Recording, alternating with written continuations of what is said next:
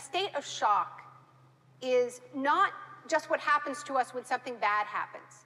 It's what happens to us when we lose our narrative, when we lose our story, when we become disoriented. What keeps us oriented and alert and out of shock is our history. So a period of crisis like the one we're in is a very good time to think about history, to think about continuities, to think about roots. It's a good time to place ourselves in the longer human story of struggle.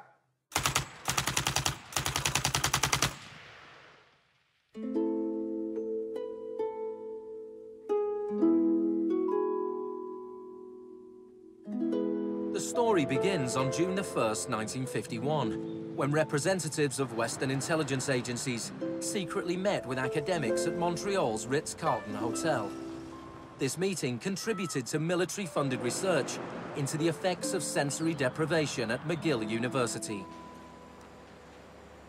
Sensory deprivation really is a way of producing extreme monotony.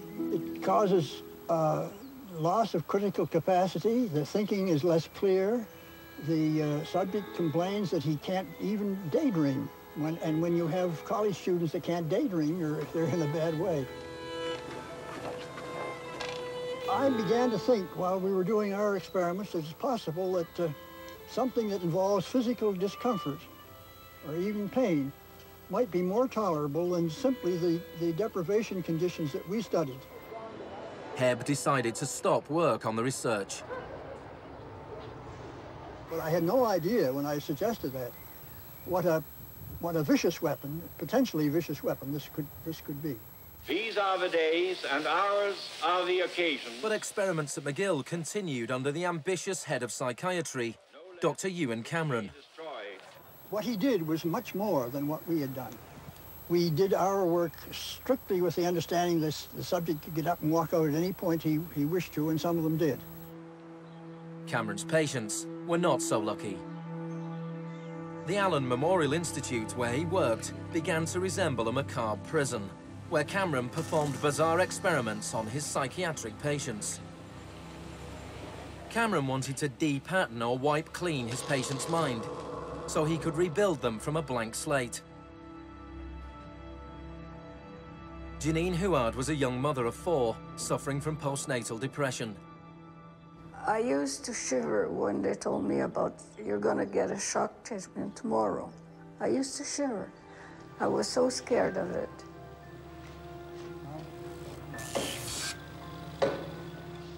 And I would wake up in another room, all mixed up and sad, and it used to make me very sad after. You're just like a zombie walking around. Cameron combined shock therapy with sleep therapy and the repeated playing of taped messages. It says, Janine, Janine, you are running away from your responsibility. You don't want to take care of your husband and children. All the time, the same thing. It sounds like you were being interrogated. Yes, interrogation, but for what purpose? It wasn't long before the CIA put Cameron's research into practice. Many of his techniques appear in the agency's Kubark Counterintelligence Interrogation Manual. These words are from the manual. It's a fundamental hypothesis of this handbook that these techniques are in essence methods of inducing regression of the personality. There is an interval, which may be extremely brief, of suspended animation, a kind of psychological shock or paralysis. Experienced interrogators recognize this effect when it appears, and know that at this moment the source is far more open to suggestion, far likelier to comply than he was just before he experienced the shock.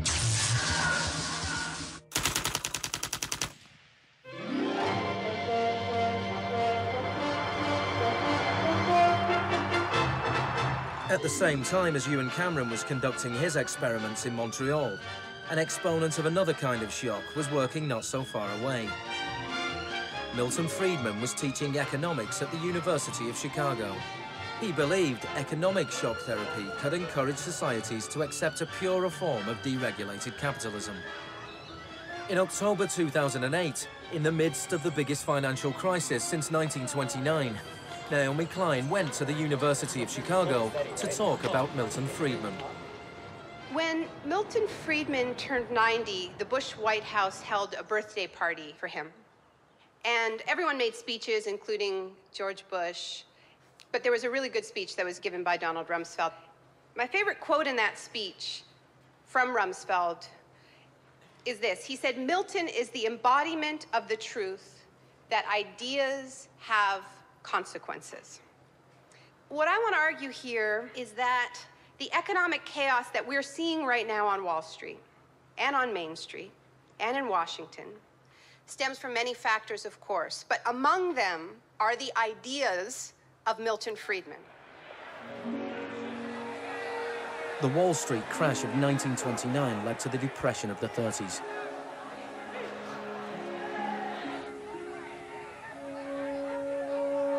Central to Friedman's thesis was his opposition to the New Deal, announced by President Franklin Roosevelt in his inaugural speech.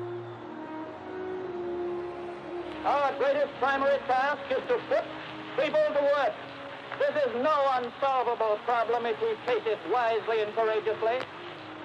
Let me assert my firm belief that the only thing we have to fear is fear itself.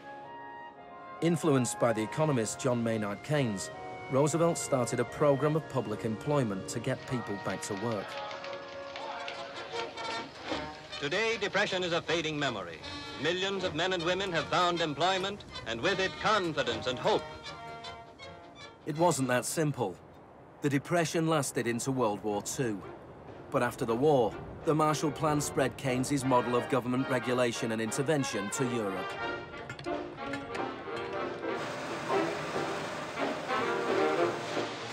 His principles were widely accepted, but not in the economics department of the University of Chicago. Milton Friedman from this university waged a war against the New Deal. Friedman was a member of a group called the Mont Pelerin Society, led by the Austrian economist Friedrich von Hayek. They believed that if governments stopped providing services and stopped regulating markets, the economy would correct itself. In the 50s, they were seen as cranks, but over the last 30 years, their ideas have become the dominant economic doctrine. The thesis of the shock doctrine is that we've been sold a fairy tale about how these radical policies have swept the globe. That they haven't swept the globe on the backs of freedom and democracy, but they have needed shocks, they have needed crises, they have needed states of emergencies. Milton Friedman understood the utility of crisis. Only a crisis, actual or perceived, produces real change. When that crisis occurs, the actions that are taken depend on the ideas that are lying around.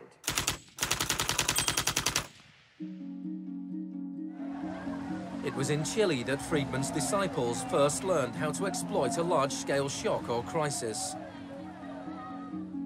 Usually, the official storytellers of neoliberalism, the official publicists, don't even mention Chile. They start the story with Thatcher and Reagan because it's much more flattering that way. In the 50s and 60s, Chile's progressive developmental policies were a beacon in the region. The government invested in health, education, and industry. American corporations were worried their investments would suffer. In response, the US State Department began sponsoring students from Chile and the rest of South America to study free market economics with Milton Friedman. The University of Chicago had a joint arrangement with the Catholic University of Chile, under which a great many Chilean students came to the University of Chicago, were trained by us, and received PhDs. These students went back and taught in Chile. The Catholic University Economics Department in Santiago became a little Chicago school. Arnold Harberger, the economist in charge of the program, described himself as a seriously dedicated missionary. In 1970, Salvador Allende's Popular Unity government won the election on a platform of nationalization of large sectors of the economy. Chile's phone company was majority-owned by the US corporation ITT. It spearheaded attempts to stop Allende becoming president. It had the support of Richard Nixon in the White House. I was not there, but I can tell you what we now know to be a fact. He ordered the CIA to prevent Allende from assuming the presidency. And indeed, they tried to get me to lean on the Chilean military right after Allende was elected. Despite the efforts of the CIA, Allende was sworn in as president.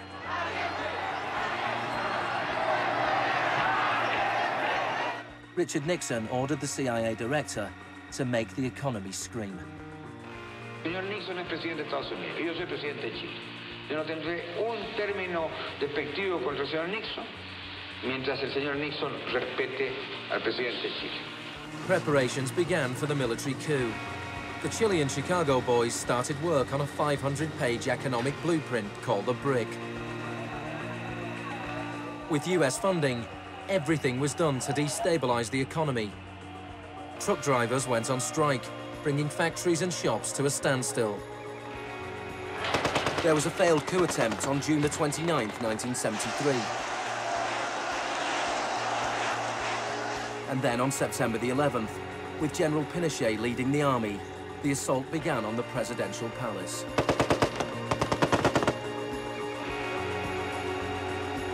Chile had enjoyed 41 years of uninterrupted, peaceful democratic rule. Now it was being violently overthrown.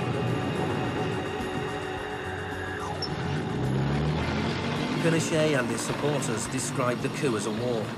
It was certainly designed to look like one. It was a Chilean precursor to shock and awe.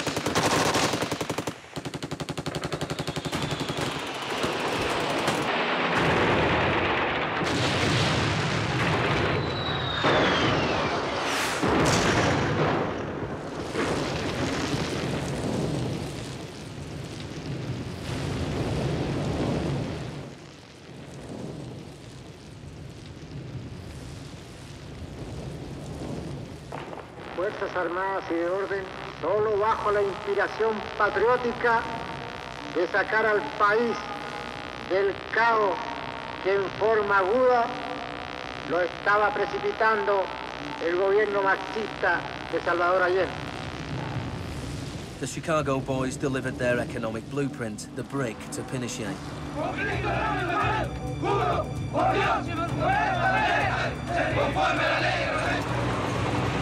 In the days that followed, more than 13,000 opponents were arrested and imprisoned.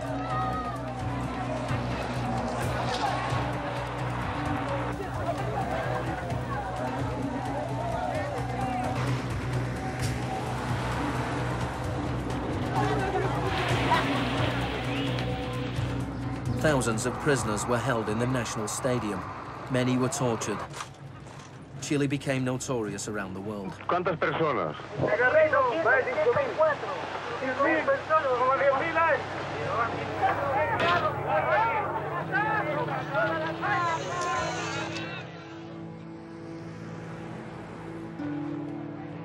At the beginning of November, 5,000 prisoners were released. The 900 they left behind were transferred to other detention centers.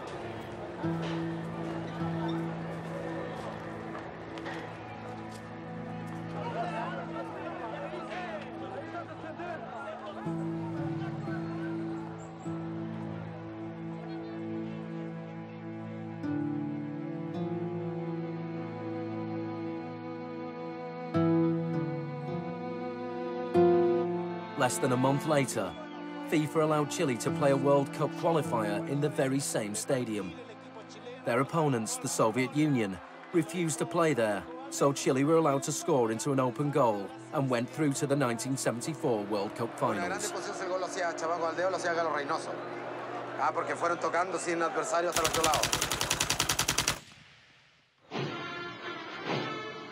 With the population in shock, Pinochet imposed the policies recommended by the Chicago Boys.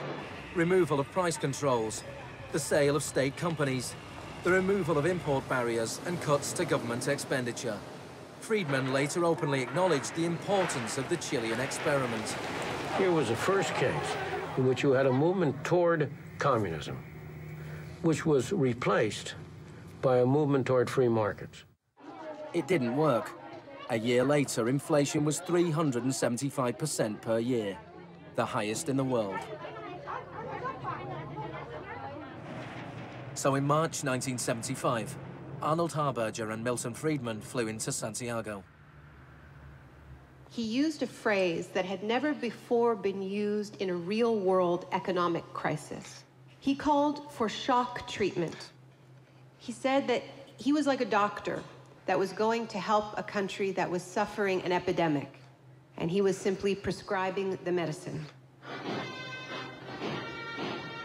Friedman wrote that General Pinochet was sympathetically attracted to the idea of a shock treatment, but was clearly distressed at the temporary unemployment it might cause.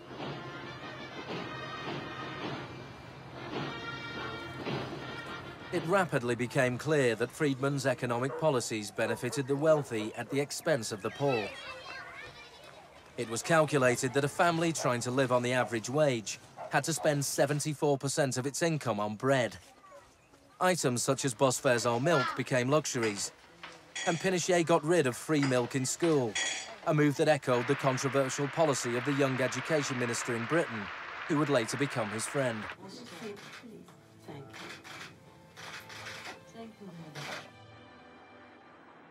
In order to enforce these economic policies, there had to be an enemy to fear. Tampoco creo yo que se haya triunfado totalmente sobre el marxismo. El marxismo es como un fantasma. Cuesta mucho tomarlo. Mejor dicho, no se puede tomar.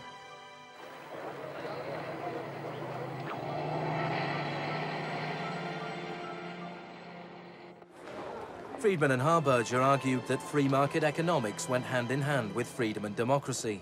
But in Chile, where their ideas were being implemented within the context of a military dictatorship, the opposite was true. Many in Latin America saw a direct connection between the economic shocks that impoverished millions of people and the epidemic of torture inflicted on those who believed in a different kind of society. One of those was Orlando Letelier. Letelier had been Allende's ambassador in Washington. He spent a year in one of Pinochet's prisons before being exiled back to America. In 1976, Letelier wrote, "The economic plan has had to be enforced, and in the Chilean context, that could only be done by the killing of thousands, the establishment of concentration camps all over the country, and the jailing of more than 100,000 persons in 3 years."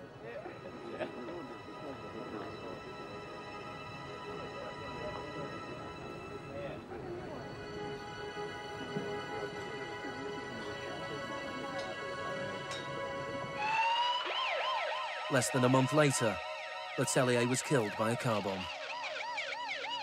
Good evening. A powerful bomb today tore through a car as it was driving along Washington's usually quiet Embassy Row.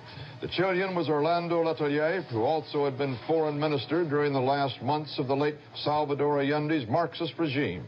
Richard Roth reports. Michael Townley, a member of Pinochet's secret police, was behind the bombing. He'd entered the US on a false passport with the knowledge of the CIA. Michael, buenas noches. Buenas noches, Pablo. La opinión del Poder Judicial chileno, ¿hay confianza en él? Mire, yo confío plenamente en la justicia chilena como patriota y luchador antimarxista y juntista por sobre todas las cosas. Despite his confidence, Townley was extradited to the US and convicted of Letelier's murder. Pinochet ruled Chile as a military dictator for 17 years, but in a frank interview, Harberger remained in denial.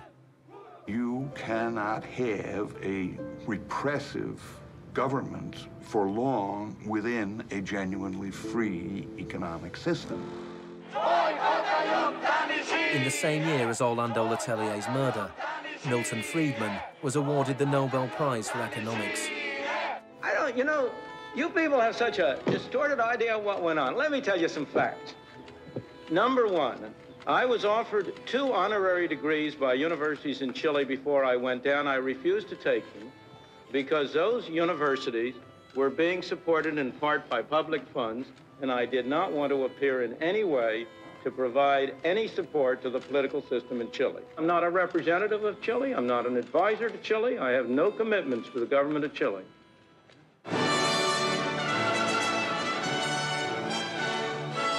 I now turn to you, Professor Milton Friedman.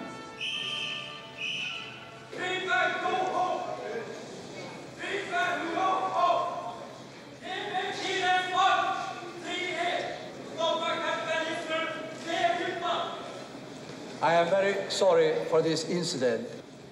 It could have been worse.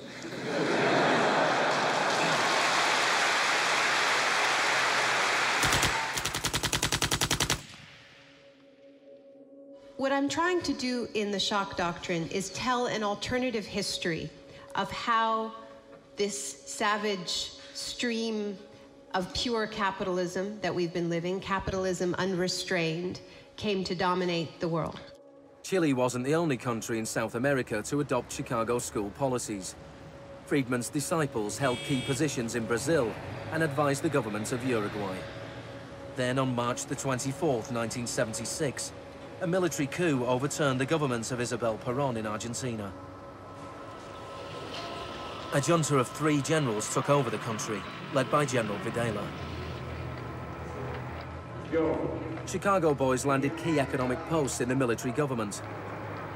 They seized the opportunity for major economic and social re-engineering. And within a year of the coup, wages lost 40% of their value, factories closed, poverty spiraled. Just as in Chile, people had to be terrorized into accepting these economic policies. Videla learned from Pinochet's experience. He adopted the tactic of disappearing people. Striking a balance between public and private horror, disappearances were often carried out in broad daylight, but could always be denied.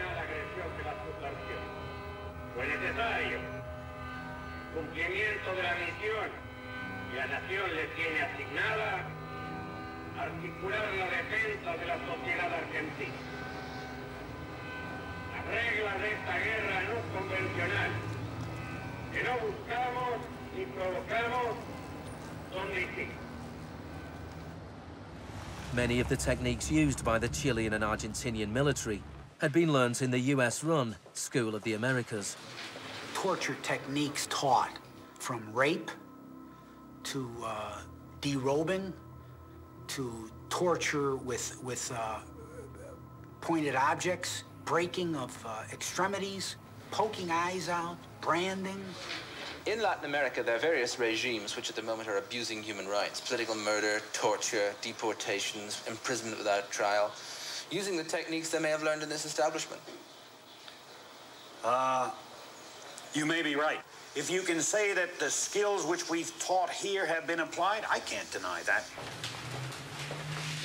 The use of torture of a known enemy soldier to gain some kind of military advantage, I think is justifiable and smart. To go beyond that, to use torture techniques merely to intimidate people is completely wrong, unethical and immoral. But in Argentina and Chile, these techniques were not used just on soldiers or terrorists. They were used on students and union members. They were used on anyone who opposed the free market economic policies of the regime.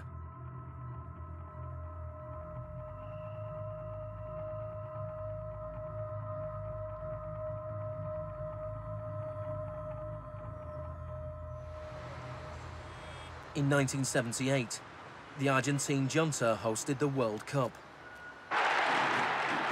The final was played in the stadium less than a mile away from the biggest detention camp in the country, where thousands of prisoners were held in torture chambers. Decir que con los goles, con el grito de gol, se tapaba la voz de los secuestrados, los gritos de los secuestrados era una realidad.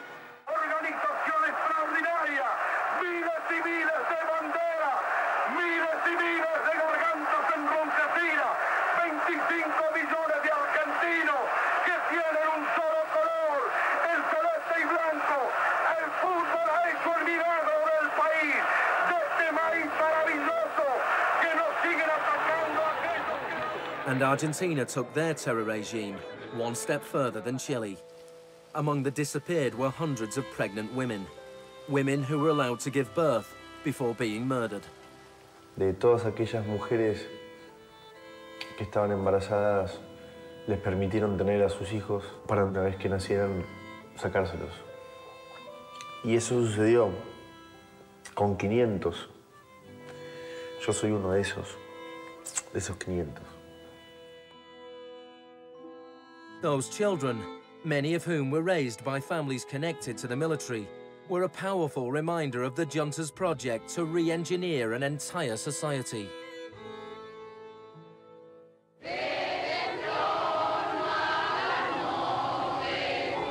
While the junta was still in power, a group of mothers and grandmothers of the disappeared started to protest in the Plaza de Mayo.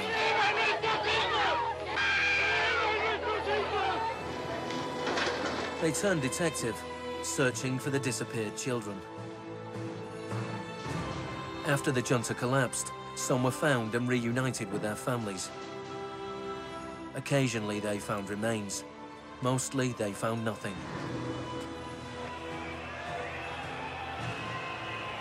General Videla was found guilty of murder, kidnapping and torture.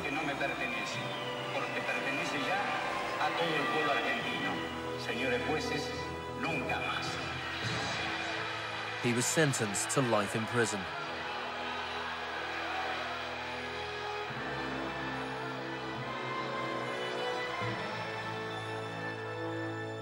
Now, these early experiments in Latin America presented Friedman and his cohorts with a serious ideological problem. Friedman had promised that these policies would not just make the elites richer, but that they would create the freest possible societies, that this was a war against tyranny, that capitalism and freedom went hand in hand. Yet here we see that in the 70s, the only countries putting these ideas into practice were military dictatorships. Nixon had fully supported imposing these types of brutal free market policies in South American dictatorships. But when it came to domestic economic policy in the United States, where Nixon had to worry about getting reelected, it was a very, very different story.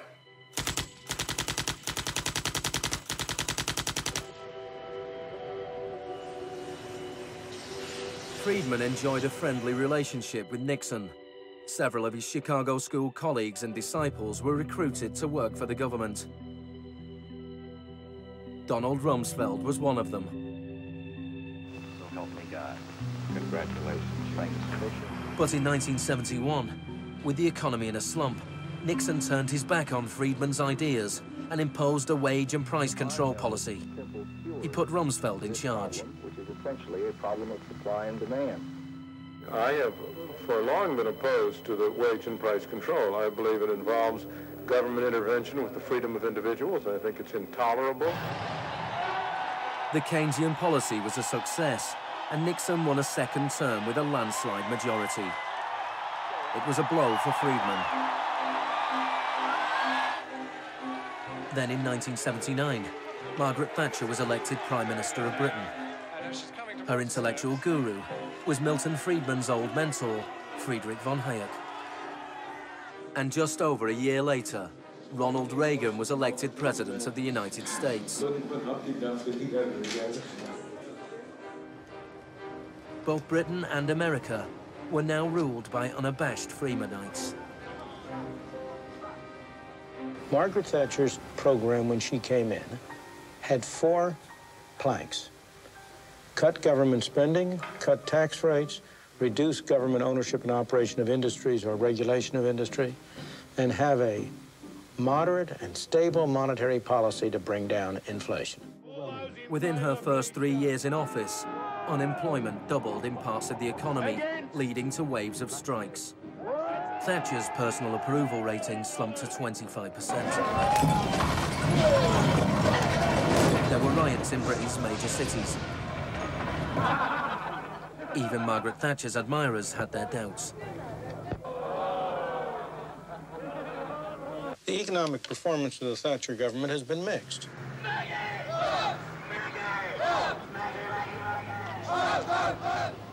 To those waiting with bated breath for that favorite media catchphrase, the U-turn, I have only one thing to say.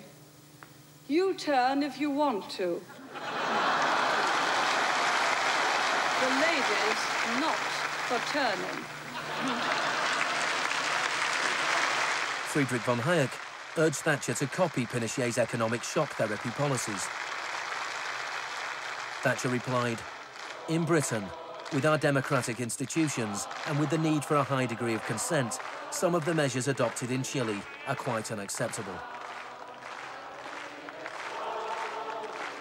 Thatcher's profound unpopularity seemed to be proving once again that free market fundamentalism was simply too unpopular, too directly harmful to too many people to survive in a democratic state where governing requires getting the consent of the governed, unlike a military dictatorship.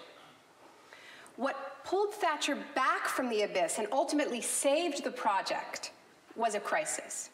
Indeed, it was the ultimate crisis. It was a war. We are here because for the first time for many years, British sovereign territory has been invaded by a foreign power.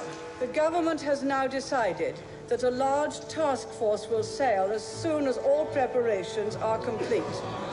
HMS Invincible will be in the lead. Most people in Britain had never even heard of the Falklands. But when Argentina invaded the small group of islands thousands of miles away in the South Atlantic, Thatcher seized her opportunity to prove her credentials as the Iron Lady. Gentlemen, I've just heard that the white flag is flying over Stanley. The war was over in less than 3 months. As the troops returned to Britain, a wave of patriotic celebrations swept the country.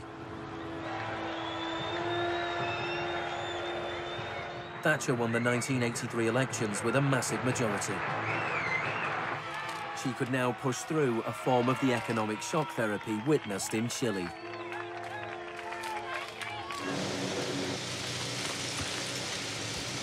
The most powerful union in Britain was the National Union of Mine Workers.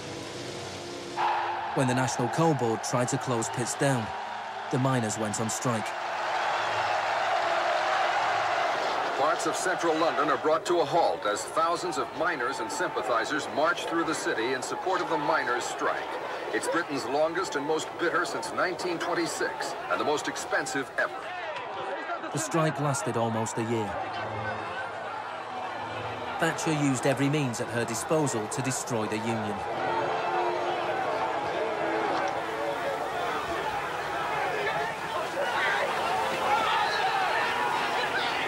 Eventually, the miners were defeated. Thatcher used this victory to bring the Chicago School Revolution to Britain. A series of glossy commercials promoted a massive program of privatizations. Thatcher sold off the steel industry, water, electricity, gas, telephones, airlines, oil. Public housing was sold off. Council services put out to tender. In 1986, financial and banking services were deregulated. It was called the Big Bang. No one here tonight needs reminding that the Big Bang is only a beginning. In Britain, before Thatcher, a CEO earned 10 times as much as the average worker. By 2007, they earned more than 100 times as much.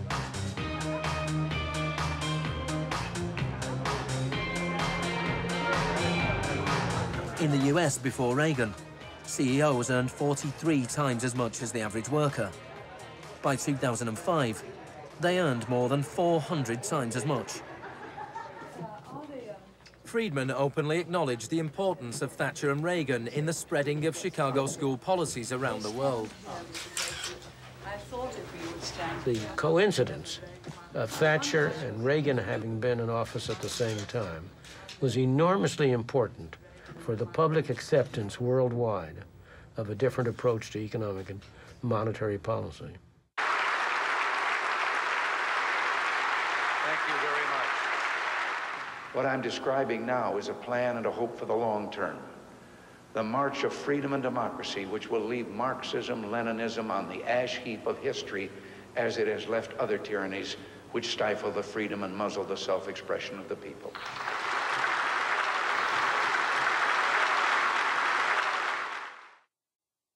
Now, we all know the fairy tale about the fall of communism, that the West under Reagan and Thatcher looked so prosperous to the people of the former communist bloc that they themselves demanded radical free market policies.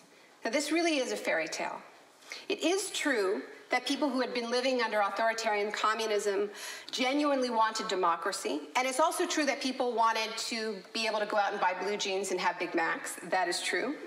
But that does not mean that they wanted the kind of Wild West capitalism of oligarchs gone mad and no social protections that so many Eastern Bloc countries actually ended up with and suffer under to this day. Thatcher had done everything she could to break the power of the unions in Britain. But in 1988, she went to Poland to show her support for the workers' union Solidarity. How do you see the process from where you are now to where you want to be? Strikes in Poland led to Solidarity being allowed to contest a general election in June 1989. This triggered a wave of demonstrations throughout Eastern Europe.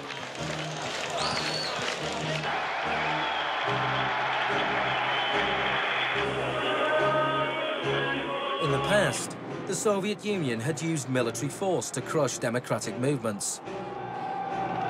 But the Soviet Union had a new type of leader, Mikhail Gorbachev, who was committed to glasnost and perestroika. He talked about a third way, a gradual transition to Scandinavian-style social democracy, something between free market capitalism and communism. Gorbachev charmed the public and politicians of the West. He's a bold, a determined, and courageous leader. Gorbachev stood and watched as one by one the old communist regimes collapsed.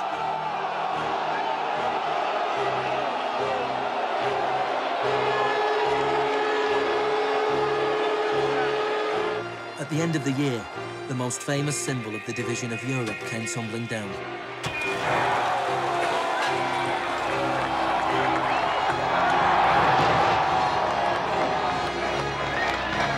For Friedman and the Chicago boys, a whole new world opened up. In the Soviet Union, Gorbachev was hoping to gradually reform the Russian economy. In 1991, Gorbachev was invited to the G7 summit in London. He was hoping for financial support for his gradual economic reforms. Instead, he was told that unless he embraced radical shock therapy, there would be no aid at all. Thank you, Mr. President. That's not a little close. The next month, there was a coup attempt against him. A group of Communist Party hardliners placed Gorbachev under house arrest in his holiday home in the Crimea. Tanks surrounded the White House, the Russian parliament.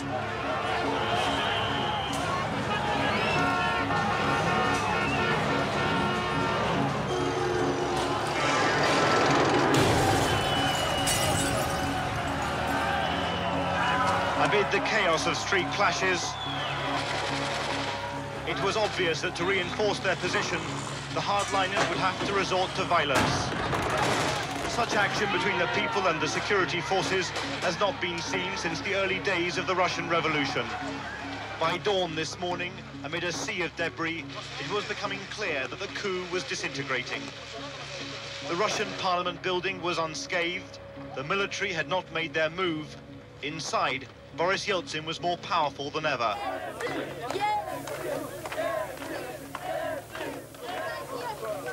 This was Yeltsin's finest hour.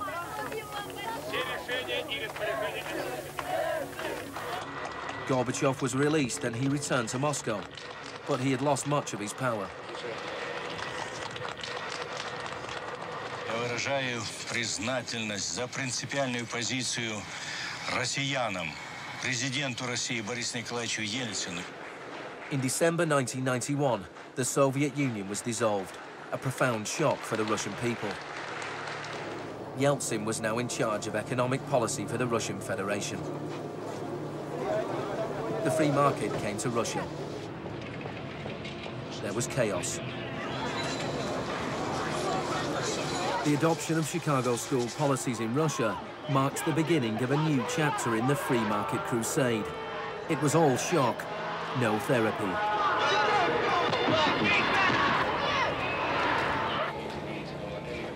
Despite the public efforts to promote popular capitalism, the reality was a small handful of businessmen made vast fortunes. State industries were sold off at bargain basement prices. The Russian press dubbed Yeltsin's advisors the Chicago Boys.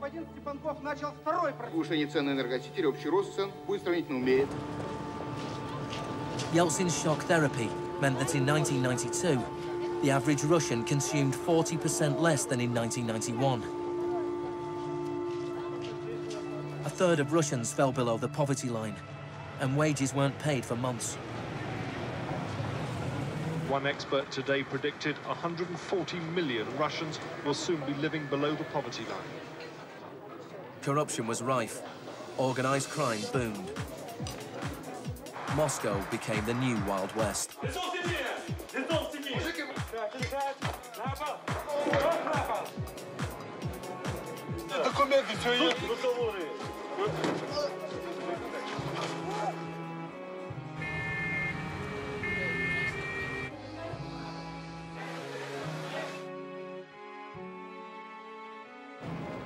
The majority of Russians opposed the Chicago Boys' radical vision for their country. In March 1993, Parliament made a crucial decision. It voted to repeal the special powers it had given to Yeltsin. Yeltsin declared a state of emergency.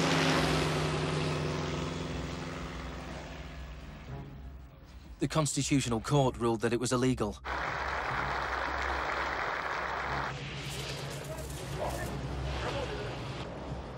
On September 21st, Yeltsin took the Pinochet option and dissolved Parliament. Сегодняшнего дня прерывается осуществление законодательной, распорядительной и контрольной функций съезда народных депутатов. The West threw its weight behind Yeltsin. We feel that Boris Yeltsin is the best hope for democracy in Russia.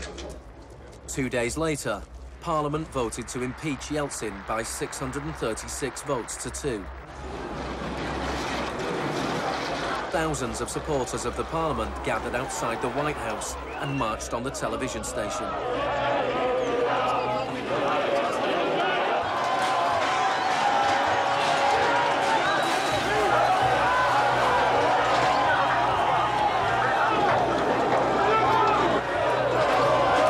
It looked like the supporters of Parliament were winning.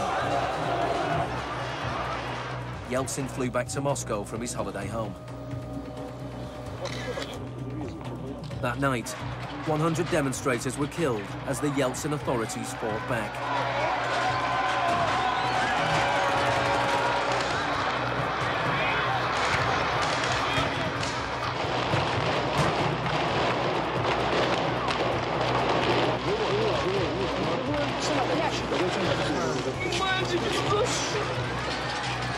On the 4th of October, he ordered troops to storm the White House, shelling the very building he had defended 2 years earlier. Они убийцы, ты понимаешь или нет?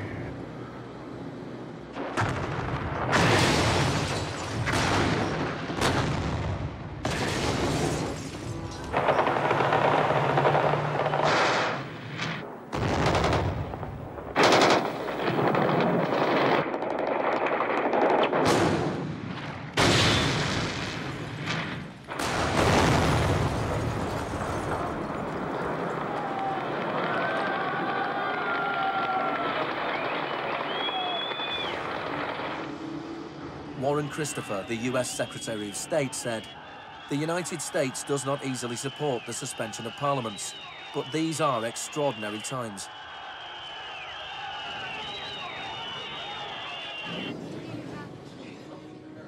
Yeltsin now had absolute power. With the advice of his Chicago boys, he ruled through a form of crony capitalism.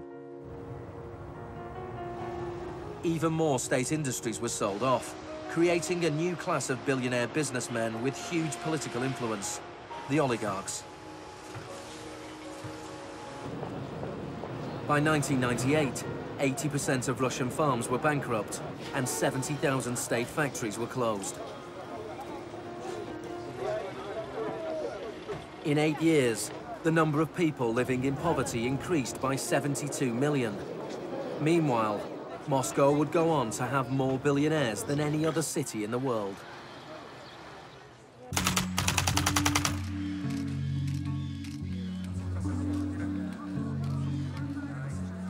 Good afternoon. Thank you for coming. Today it is my honor to announce that I'm submitting the name of Donald Rumsfeld to be Secretary of Defense. I look forward to serving our country again. Rumsfeld had been Secretary of Defense before under Gerald Ford. Then, the enemy we were supposed to fear was the Soviet Union. I'm not saying with certainty that the Russians are coming. I'm saying the trends are here. I'm not saying the Russians are 10 feet tall. I'm saying they used to be 5'3". They're now 5'9½", and they're growing. Now there was a new enemy closer to home. On September the 10th, 2001, Rumsfeld made a speech laying out his plans to privatize much of the US military. Milton Friedman would have been proud. He said, "The topic today is an adversary that poses a threat. A serious threat to the security of the United States of America.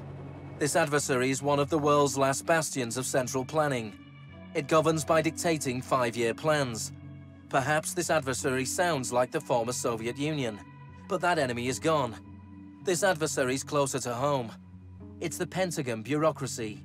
Today, we declare war on bureaucracy." The next day, American Airlines Flight 77 crashed into the Pentagon, killing 184 people.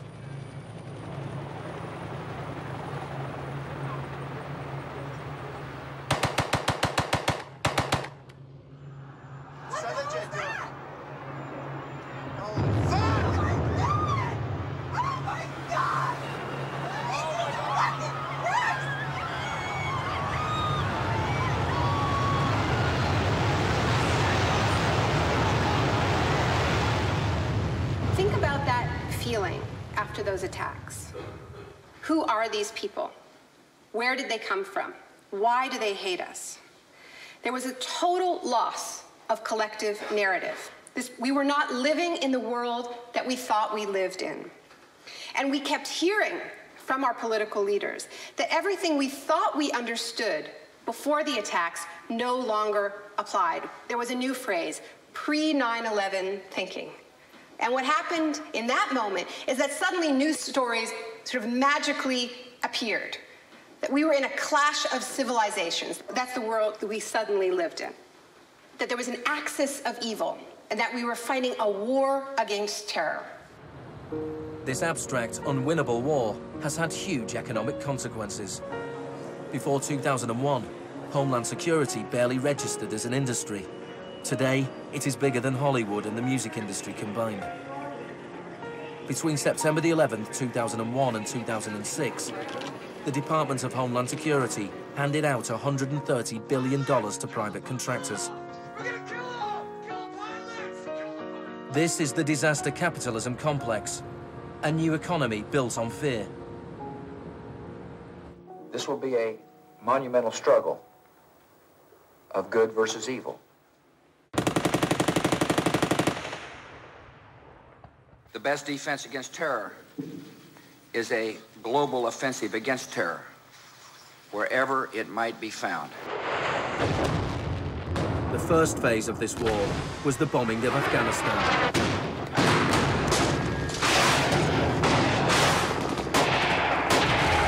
The Taliban government was quickly overthrown. The aftermath of the war was more complicated. Our fight against terrorism began in Afghanistan, but it will not end there. We're primarily looking at detainees that we can use for collecting intelligence.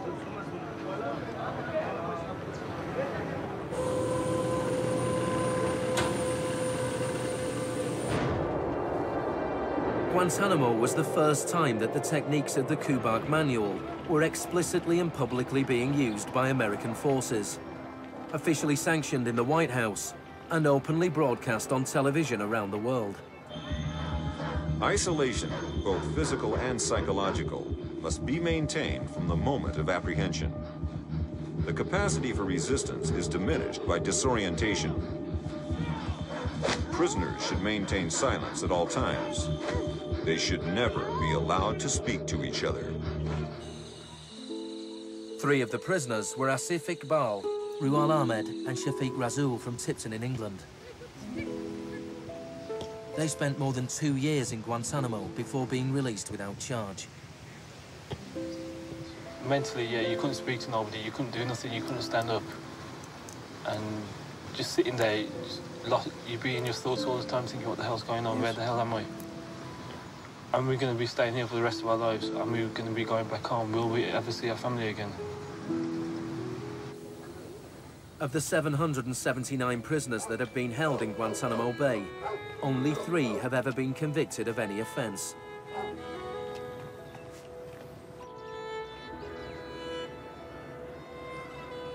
Well, the only thing I know for certain is that these are bad people. It was a message to the whole world.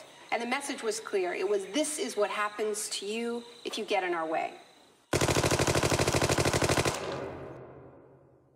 The war on terror is not about one man, and it is not about one country.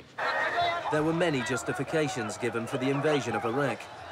But if the US had really wanted to attack a country where the leaders of Al-Qaeda were thought to be hiding, which had nuclear weapons and was selling nuclear technology to other countries, then Pakistan would have been the obvious choice.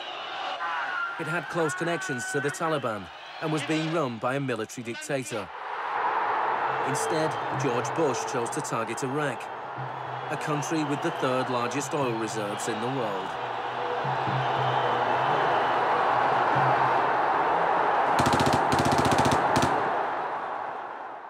Now, about the Defense Department's war plan. It is not like that for the Gulf War. It's more along the lines of the Panama invasion of 1989. CBS News has been told it would start on what's called A-Day. A as in airstrikes. Airstrikes so devastating, they would leave Saddam's soldiers unable or unwilling to fight. The idea is to rain down the thunder so hard as to create, quote, shock and awe. If the Pentagon sticks to its current war plan, one day in March, the Air Force and Navy will launch between 300 and 400 cruise missiles at targets in Iraq. More than were launched during the entire 40 days of the first Gulf War. The sheer size of this has never been seen before, never been contemplated before.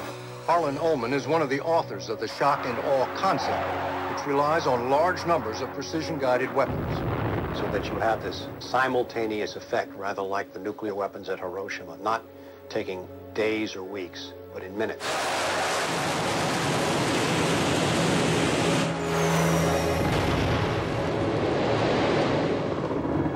You also take the city down. By that I mean you get rid of their power, their water, and you begin this relentless campaign to wear them down so that 2, 3, 4, 5 days they are physically, emotionally, and psychologically exhausted. Last night, a square mile in central Baghdad seemed like hell on earth. During the first wave of the bombing, the citizens of Baghdad suffered a version of the sensory deprivation described in the Kubark Manual.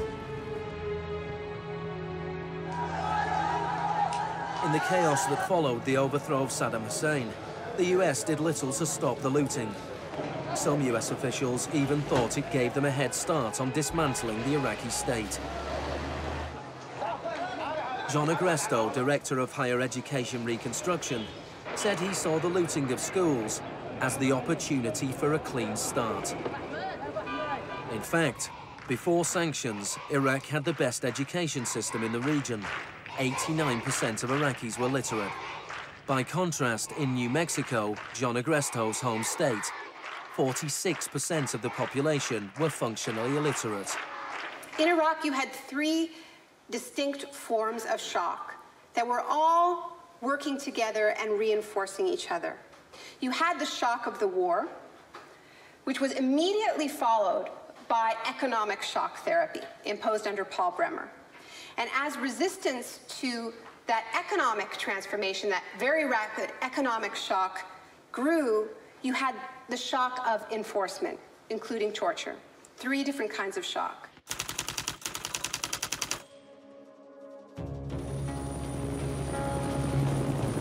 In May 2003, Paul Bremer was appointed US envoy to Iraq. 2 weeks after he arrived, he declared the country open for business. We considered that the coalition had very broad authorities to determine the direction of the Iraqi economy. Bremer knew little of Iraq, but he knew about disaster capitalism. He had launched crisis consulting practice at the start of the Homeland Security boom. Today is a very important day in Baghdad. Bremer spent the first 4 months passing classic Chicago school laws. Rumsfeld described Iraq as having some of the most enlightened and inviting tax and investment laws in the free world. One of the first acts of Bremer was to fire 500,000 state workers. This was partly an act of debartification, but slashing governments was also vintage Friedman. Money was promised for reconstruction. Our investment in the future of Afghanistan and Iraq is the greatest commitment of its kind since the Marshall Plan. But in fact, it was just the opposite. Whereas the Marshall Plan was intended to boost European industries, US aid money in Iraq was spent on US corporations. If work came to Iraqis, it came at the bottom of a series of subcontractors.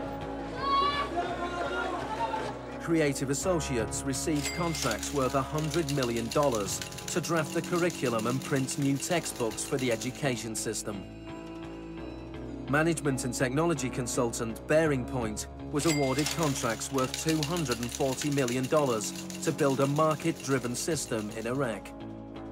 North Carolina-based RTI received contracts worth $466 million to advise on bringing democracy to Iraq.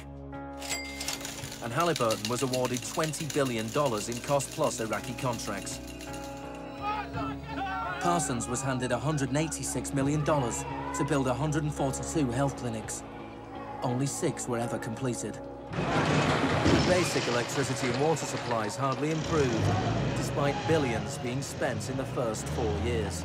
We're going to succeed here, and when we succeed here, we will have done something important, not just for 25 million Iraqis. We will have done something that serves Western interests in this whole region. Even the new Iraqi currency was printed abroad. Let me show you an example of these notes. The US even paid private contractors to monitor the work of the private contractors who won contracts.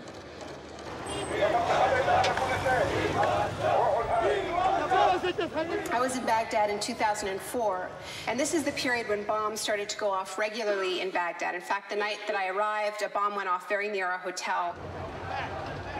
But what was really striking to me in this period was that despite the violence and despite the chaos, the next day, Iraqis were out in the streets protesting. 19 killed and 100 injured in Najaf. And what they were demanding at this time was elections, the right to actually have a say in what the post-Saddam era would look like. Now, in the early days of the occupation, the protests were peaceful, but as time went on, and the protests didn't have an effect, more and more Iraqis joined the armed resistance.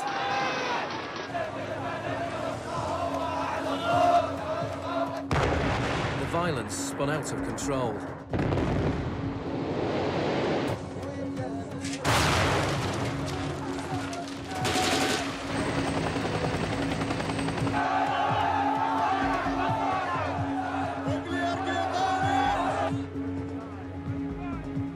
As in South America 3 decades earlier, bodies were often dumped by the roadside as a warning to others.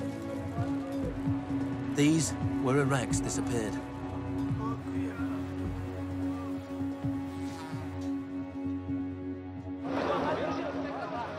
Extremely aggressive measures were needed to suppress the opposition.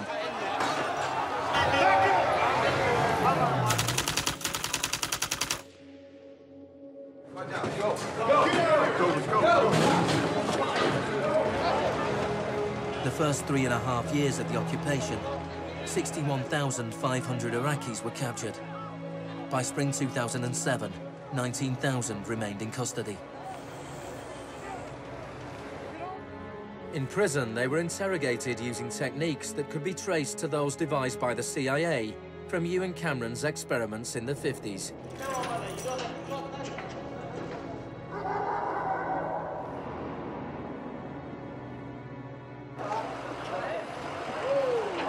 According to the Red Cross, US military officials admitted that between 70 and 90% of arrests in Iraq were mistakes.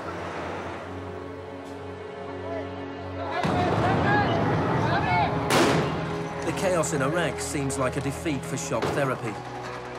But in Iraq, disaster capitalism moved on. Now the disaster itself provided the opportunity for profit.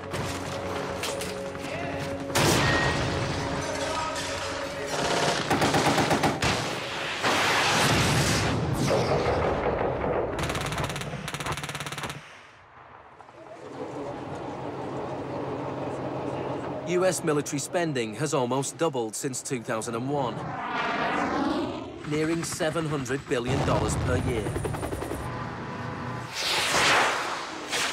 As long ago as 1961, President Eisenhower, not a noted liberal, warned of the danger of a too powerful military.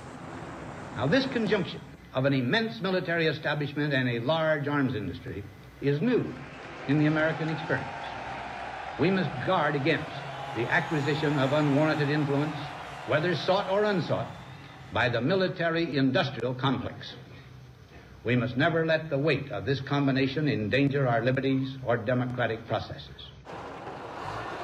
The war in Iraq is the most privatized war in modern history. The Green Zone in Baghdad is an extreme version of what is happening around the world. A privatized, secure world protected from the chaos outside.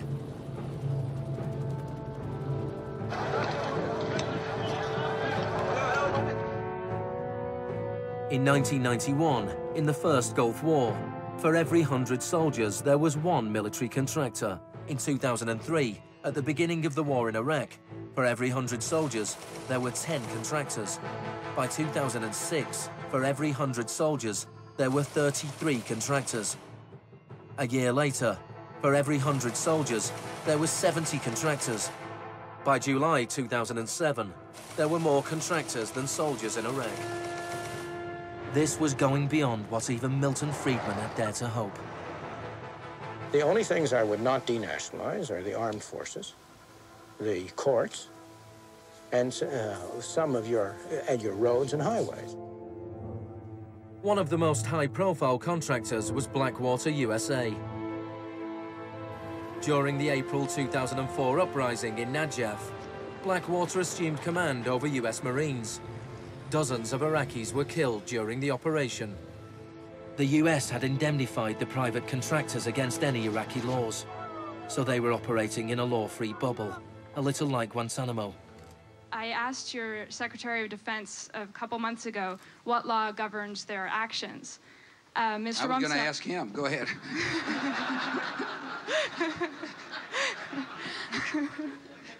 Help. Well, I was hoping...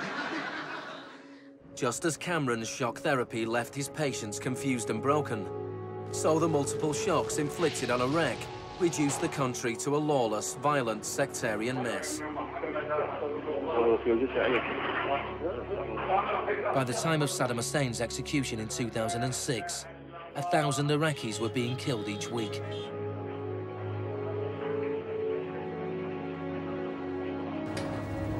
By April 2007, the United Nations High Commission for Refugees estimated 4 million people had had to leave their homes. Hundreds of thousands of Iraqis had died. I think the historians will write very clearly that we did a great and noble thing here.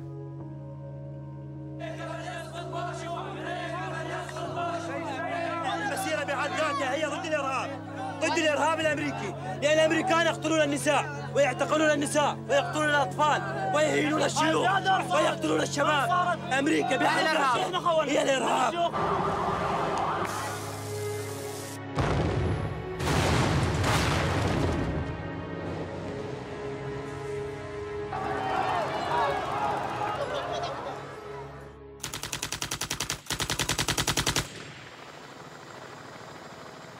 When Hurricane Katrina hit New Orleans in August 2005, the world was shocked to witness a sort of disaster apartheid. The economically secure drove out of town, while tens of thousands of the vulnerable were stranded with little or no help from the state. I went to New Orleans while the city was still underwater. And what I saw was that what I had witnessed in Iraq was repeating, not in the aftermath of a war, but in the aftermath of a tremendous natural disaster. Milton Friedman died in 2006. His very last piece of public policy recommendation was an op-ed he wrote for the Wall Street Journal 3 months after Katrina. He said, most New Orleans schools are in ruins, as are the homes of children who have attended them. The children are now scattered all over the country. This is a tragedy. It is also an opportunity to radically reform the education system. He was advocating the wholesale privatization of the school system of this city. It was his sort of swan song.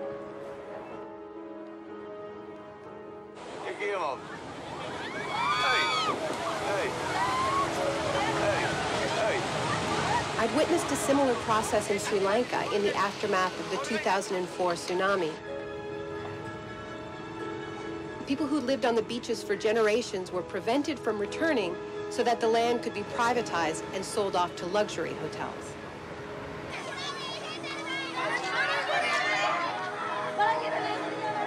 And this is exactly what I mean by the shock doctrine. The systematic raiding of the public sphere in the aftermath of a disaster. When people are too focused on the emergency, on their daily concerns, to protect their interests.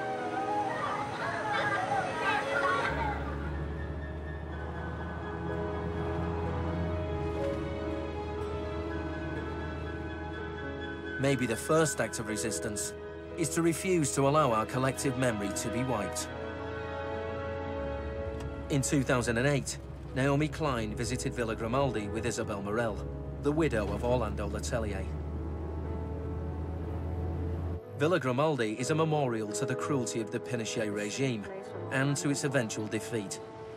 Villa Grimaldi fue el principal centro de tortura mientras se buscaba implementar la política de shock económico. Esta es la que tú señalas en el libro como las casas de uno por uno donde estaban los detenidos en Villa Grimaldi. It's not that I loved Pinochet, but I think that he was our teacher in many things. We learned about evil.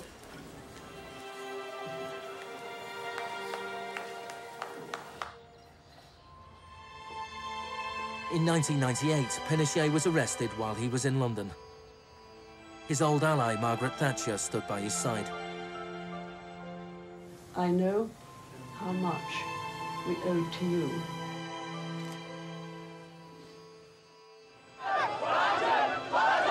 It took 30 years for the economic experiment originally test-driven by Pinochet to make its way around the globe to Iraq.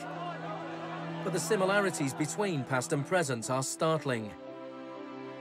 between Pinochet's concentration camps and Bush's Guantanamo detention center, between the disappeared in Chile and those in Iraq, between the experiments of Ewan Cameron and the torture meted out on the prisoners of Abu Ghraib. These are the days and hours. He erased all the past. That's why he gave electroshocks. All the past from the patient, and he would implant some new ideas. But Jeanine resisted. In 1988, the CIA agreed to pay compensation to Jeanine and other victims of Ewan Cameron's experiments. Jeanine, are you proud that they tried to break you and that you have fought so hard and won? In a way, I am. In a way, I am. Because I must have some willpower seeds in me. It is very, very hard to fight a government. People would tell me, Jeanine, you don't fight a government. What's the matter with you? They're too big. But I had faith that we would win.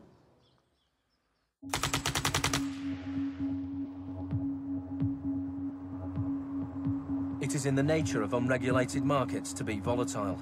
Bubbles are allowed to inflate, and then, inevitably, they burst. Since the deregulation of the Big Bang in the 80s, there have been a number of market shocks. In 1987, there was Black Monday. Markets fell spectacularly. It was the largest one-day percentage decline in stock market history. In 1992, there was Black Wednesday, when currency speculators made fortunes betting against the pound. In 1997, there was the Asian contagion. In 1 year, $600 billion disappeared from the stock markets of Asia.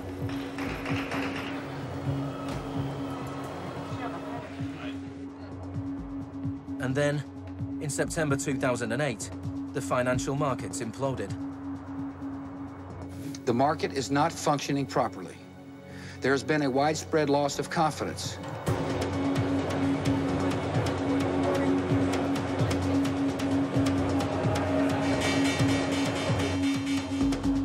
On September the 15th, Lehman Brothers filed for Chapter 11 bankruptcy protection. Yet only 1 week later, it was announced that workers at their New York office would share $2.5 billion in bonuses.